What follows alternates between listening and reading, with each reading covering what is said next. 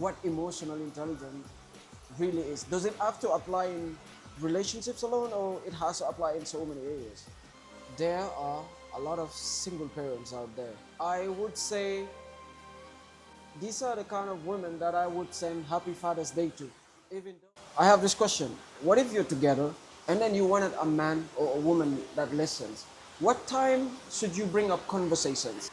Some women might get this wrong. You wanted to talk, oh man, you wanted to talk to your partner about something, but it's late and they have work in the morning, for example. Or let's say they have a long day at work. They just want to sleep. What would you call that? And then you wanted to talk to them about something which is really important. How would you judge that? And they're really tired. They had a long day. Being the man or the woman, they just want to rest. Emotional intelligence kicks in this conversation. The importance of emotional intelligence is massive. Imagine the husband says, honey, guess what? On the way in here, I met with an accident. And the lady says, honey, can we talk about it tomorrow? That is the time to know that you have to pack your bag and leave. People with no emotional intelligence probably should be in that earlier category that we spoke about. Be single. You're not meant to be with a person. Don't get married. Don't be in a relationship. Don't go on a date either.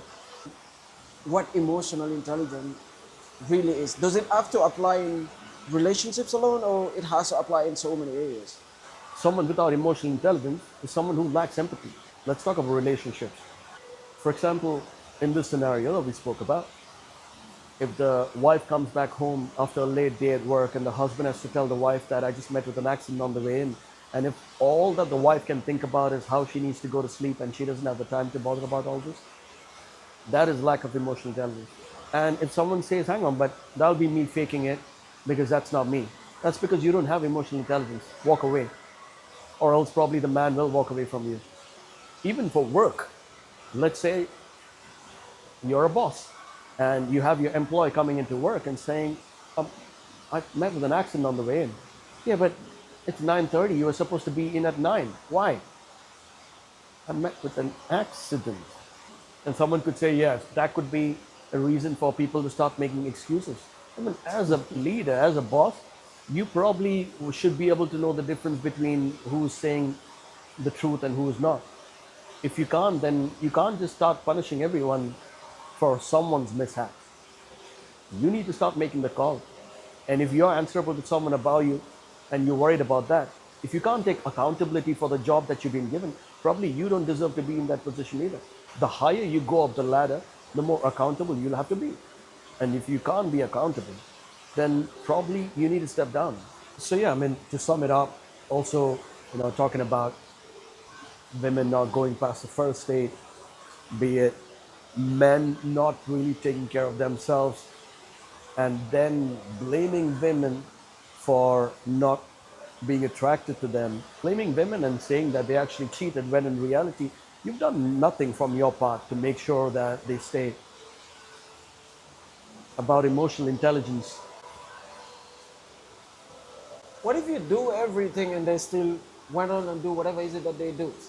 See, the reason I did mention more of men is because I feel like sometimes I do get unfair by talking more about women, because as a man, that's what you get to see. That's right. But it's also true that interacting with men around, you get to know that men are not really adding a lot of value to themselves, making them more desirable to women either. But then they complain about how women are not really interested in them. Their partners are not really attracted to them like they used to. Beginning of this, we spoke about chivalrous men. Women need to have more of such men, pulling the chair out, opening the door, and all of that. What's happening these days is men are there shouting for their rights and talking about how women are just unfair. Women are there talking about how unfair it is for the way the men are having the rights, how women are treated. Sitting and talking about the problem. When men are talking about their problem, women are talking about their problem. Why don't we sit together and say, hey, you know what? Let's all sit together. Let's just solve the problem. Because sitting here and talking about the problem is not going to help. So the problem has to be fixed. The solution is what we need to talk about. We need women to know exactly what needs to be done when it comes to first dates, about relationships, about being married and being happy with a man, being a mother. We need men out there to know not to take it granted to be with a person for long term. About the first date, about relationship, being a dad, sharing responsibilities, taking care of the kid that's crying at night and not just saying that's your responsibility. Even after the woman has actually done the last 10 months of hard work, being a mother, this husband still thinks that all I get to do is the good part of it, just playing with the kid for a little bit and then you take care of the kid. I also want to add something. There are a lot of single parents out there, women, you know. Respect to them, man. Big Big respect respect. to them. I would say these are the kind of women that I would send Happy Father's Day to. Even though they're women, I'm still gonna send a Happy Father's Day message to them because Right. they're doing the work of two. Like you get to be a father and a mother to a child.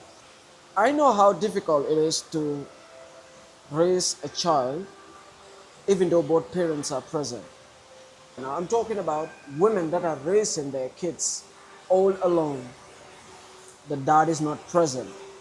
Maybe he took off or he passed or whatever the case may be. This woman earned my respect, and I just want to sit here and say keep it up, you're doing a great job, and yeah, cheers. Those women who are married, who are in a relationship, who almost know it's not working, but they're slogging. They're putting in their 100% when men, on the other hand, are putting almost zero. For those women, I have a lot of respect for being faithful, trying every bit just to make sure that when finally a day comes when they know that things don't work and then they walk away, they can be very honest to themselves and say that I'm walking away, but I did my best. I tried my best. So for men who are not willing to put in 100%, especially for men who are not even willing to put in just few percentages, walk away. Just don't waste a girl's life. As long as a human race exists, this conversation is going to exist too.